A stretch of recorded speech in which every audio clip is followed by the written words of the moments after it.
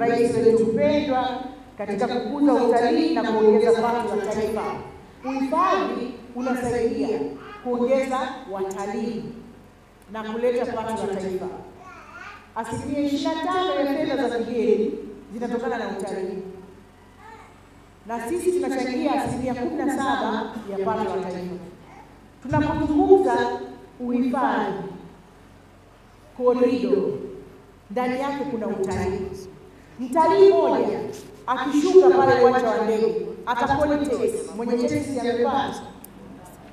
Ataenda kulala kwenye hoteli, mwenye hoteli si amepata. Kwa siku mwanadamu anakula karibia mara ngapi? Mara 3.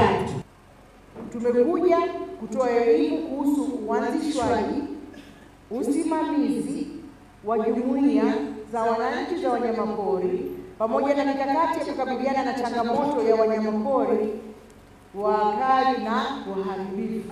Maeneo mengi unakuta wanyamapori wanatoka kutoka katika hifadhi kwenda katika korido za wanyamapori.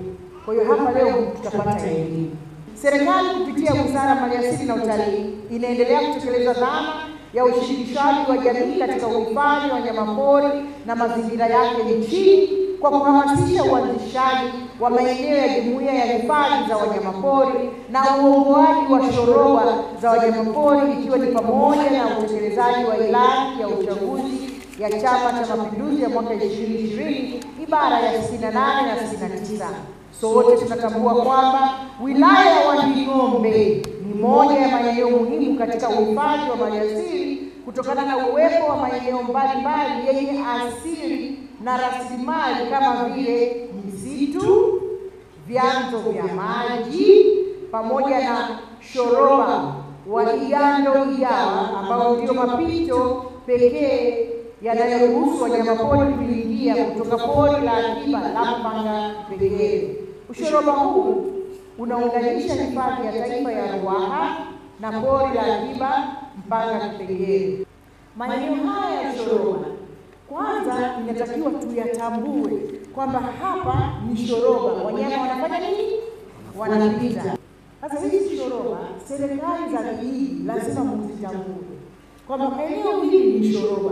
Serikali za vijiji zitambue.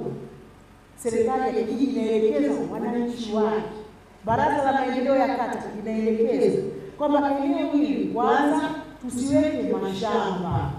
Tukiweka mashamba, wanyama wakipita watakanyaga au watakula, hapo vipi? Eneo hili shoroba, korido ya wanyama, tusiweke makazi ya watu, tusijenge nyumba. Tukijenga tembo wakipita, si atasukuma, si ni hatari? Kwa hiyo tunaita shoroba.